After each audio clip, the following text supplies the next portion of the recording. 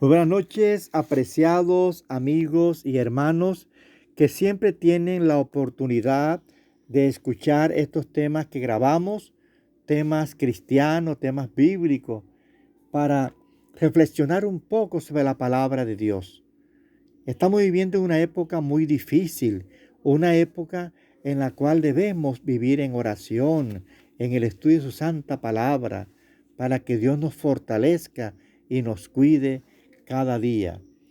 En esta oportunidad vamos a grabar un tema que lo considero muy importante.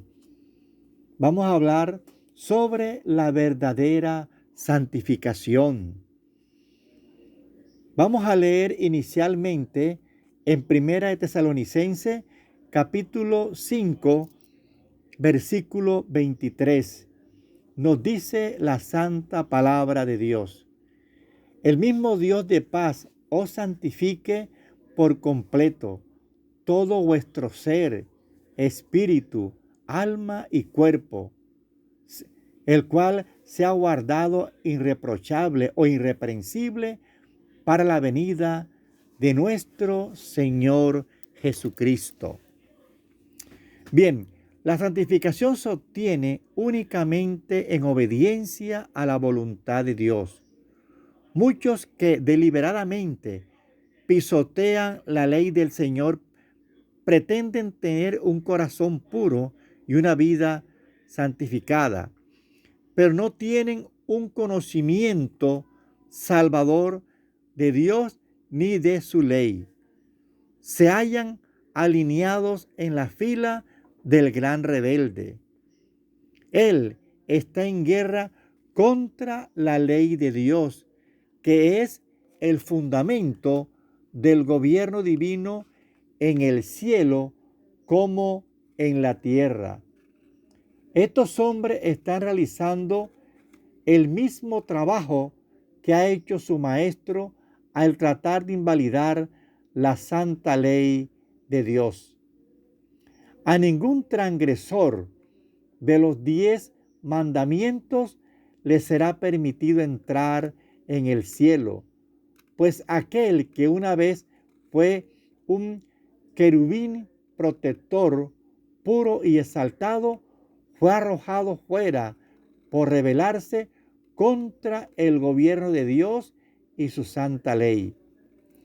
Para muchos, la santificación es meramente justificación propia. Sin embargo, estas personas declaran osadamente que Jesús es su Salvador y santificador. ¡Qué engaño! ¿Acaso el Hijo de Dios va a santificar al transgresor de la ley del Padre? Esa ley que Cristo vino a exaltar y a honrar. Él testifica en Juan 15:10, nos dice: yo he guardado los mandamientos de mi Padre. Dios no va a rebajar su ley para ponerla al nivel de las normas imperfectas del ser humano. El hombre no puede satisfacer los requerimientos de esa santa ley sin experimentar arrepentimiento delante de Dios y profesar fe en nuestro Señor Jesucristo. Él nos dice en 1 Juan 2:1: si alguno ha pecado, abogado tenemos para con el Padre, a Jesucristo el justo. Pero Dios no entregó a su Hijo a una vida de sufrimiento e ignominia y a una muerte oprobiosa para exonerar al ser humano de la obediencia a la ley divina. Tan grande es el poder engañoso de Satanás que muchos han sido inducidos a considerar que el sacrificio de Cristo no tiene valor. Cristo murió porque no había otra esperanza para el transgresor. El pecador puede tratar de guardar la ley de Dios en el futuro, pero la deuda en la que ha incurrido en el pasado permanece. y la ley debe condenarlo a muerte.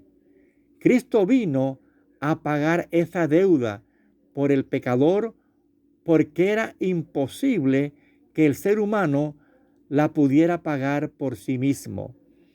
Por lo tanto, mediante el sacrificio expiatorio de Cristo, le fue concedida otra oportunidad al pecador. Ahora, la sofistería de Satanás la enseña de que la muerte de Cristo introdujo la gracia para ocupar el lugar de la ley. La muerte de Jesús no modificó, ni anuló, ni menoscabó en el menor grado la ley de los 10 mandamientos. Esa preciosa gracia ofrecida a los seres humanos por medio de la sangre del Salvador establece la ley de Dios.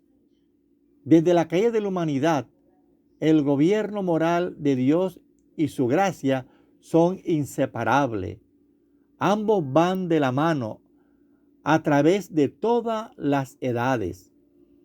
La misericordia y la verdad se encontraron, la justicia y la paz se besaron, dice Salmo 85:10.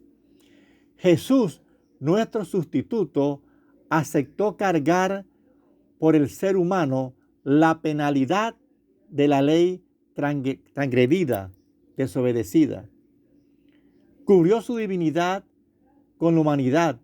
De ese modo llegó a ser el Hijo del Hombre, el Salvador y el Redentor.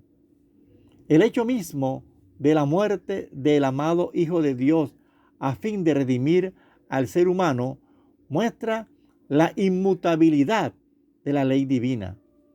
Cuán fácilmente, desde el punto de vista del transgresor, Dios podría haber derogado su ley, proveyendo así una vía por la cual los hombres pudiesen salvarse y Cristo permanecer en el cielo. La doctrina que enseña libertad mediante la gracia para quebrantar la ley es un engaño fatal. Todo transgresor de la ley de Dios es un pecador y nadie puede ser santificado mientras viva conscientemente en pecado. La condescendencia y la agonía del amado Hijo de Dios no fueron soportadas para conceder al ser humano libertad para transgredir la ley del Padre y no obstante sentarse con Cristo en su trono.